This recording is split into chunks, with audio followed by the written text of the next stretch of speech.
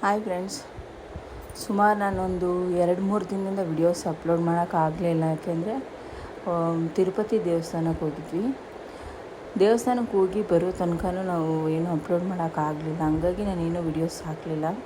ಈ ವಿಡಿಯೋದಲ್ಲಿ ಸಿಂಪಲಾಗಿ ನಾನು ಹೆಂಗೆ ತಿರುಪತಿಗೆ ಹೋಗಿ ಬಂದೆ ಅಂತ ಡೀಟೇಲ್ಸಾಗಿ ಹೇಳ್ತೀನಿ. ಫಸ್ಟು 2 ತಿಂಗಳ ಮುಂಚೆನೇ ನಾವು ತಿರುಪತಿ ಟಿಕೆಟ್ನ ಬುಕ್ ಮಾಡ್ಕೊಂಡಿದ್ವಿ. ನಮಗೆ ರೂಮ್ ಸಿಕ್ಕಿರಲಿಲ್ಲ. ಅದಕ್ಕೆ ನಾವು ಏನು ಮಾಡಿದ್ವಿ ಅನ್ನೋದನ್ನು ಈ ವಿಡಿಯೋದಲ್ಲಿ ಪೂರ್ತಿ ಹೇಳ್ತೀನಿ. ಫಸ್ಟು ಬೆಳಗ್ಗೆನೇ ಹೋಗ್ತಾನೆ, ಬೆಳಗ್ಗೆ ನಾವು ಬ್ಯಾಂಗ್ಳೂರಿಂದ ಬಿಟ್ಟಿದ್ದು 6 o'clock ಕರೆಕ್ಟಾಗಿ ಬಿಟ್ವಿ. ತಿರುಪತಿ ಹೋಗಿ ತಲುಪೋ ಹೊತ್ತಿಗೆ ಕರೆಕ್ಟಾಗಿ 12:30 ಹತ್ತತ್ರ 1 o'clock ಹತ್ತತ್ರ ಆಗಿತ್ತು. ಫಸ್ಟು ಕೆಳಗಡೆ ದಾರಿದಲ್ಲಿ ಮಧ್ಯದಲ್ಲೇ ಫಸ್ಟು ತಿಂಡಿ ಮಾಡ್ಕೊಂಡಿದ್ವಿ.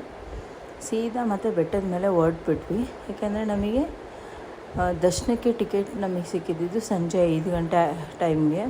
ಹತ್ತತ್ರ ನಾವು ಒಂದು 2-3 ಅವರ್ ಮುಂಚೆ ಹೋದರೆ ಬೇಗ ದರ್ಶನ ಆಗ್ಬೋದಲ್ವ ಅಂತ ಬೇಗ ಹೊರಟಿದ್ವಿ. ಸೀದಾ ದರ್ಶನಕ್ಕೆ ಹೋಗಿ ಮೇಲೆ ಬೆಟ್ಟದ ಮೇಲೆ ಹೋಗಿ ಒಂದು 1/2 hour ಮಾತ್ರ ರೆಸ್ಟ್ ಮಾಡಿಕೊಂಡು, ಕಾರಲ್ಲೇ ರೆಸ್ಟ್ ಮಾಡಿಕೊಂಡು ಸೀದಾ ನಾವು ರೆಡಿಯಾಗಿ ದರ್ಶನಕ್ಕೆ ಹೊರಟೋದ್ವಿ. ದರ್ಶನಕ್ಕೆ ನಾವು ಹೋಗಿದ್ದು ಸುಮಾರು ಒಂದು 2:30 ಟೈಮ್ ಆಗಿತ್ತು. 2:30 ನಾವು ದರ್ಶನಕ್ಕೆ ಹೋಗಿದ್ದಕ್ಕೆ ಸಂಜೆ ಒಂದು 7:30-8 ಗಂಟೆ ಹೊತ್ತಿಗೆ ನಮ್ಮ ದರ್ಶನ ಆಗಿ ಮತ್ತೆ ನಾವು ಕಾರ್ ಹತ್ರಕ್ಕೆ ಬಂದ್ವಿ.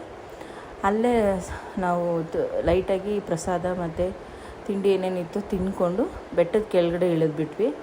ಇಳಿದು ನೆಕ್ಸ್ಟ್ ದಿನ ಮಾರನೇ ದಿನ ಬೆಳಗ್ಗೆ ಅಲವೇಲು ಮಂಗಾಪುರ ದೇವಸ್ಥಾನ ನೋಡಿಕೊಂಡು ಆ ಕೆಳಗಡೆ ದರ್ಶನ ಆಗೋಕ್ಕೂ ಒಂದು 3 hours ತೊಗೊಳ್ತು. ಸಂಡೇ ನಾವು ಹೋಗಿದ್ದಕ್ಕೆ ಸ್ವಲ್ಪ ರಶ್ ಜಾಸ್ತಿ ಇತ್ತು. ಅದನ್ನು ಮುಗಿಸ್ಕೊಂಡು ಬರ್ತಾ ನಾವು ದಾರಿಲಿ ಸುಮಾರು ಮಧ್ಯಾಹ್ನ 2 ಗಂಟೆ ಅಷ್ಟೊತ್ತಿಗೆ ಅಲ್ಲಿ ಬಿಟ್ಟಿದ್ದಕ್ಕೆ ಬೆಂಗಳೂರಿಗೆ ಬರೋತ್ತಿಗೆ ಸುಮಾರು 9 ಗಂಟೆ ಆಯಿತು.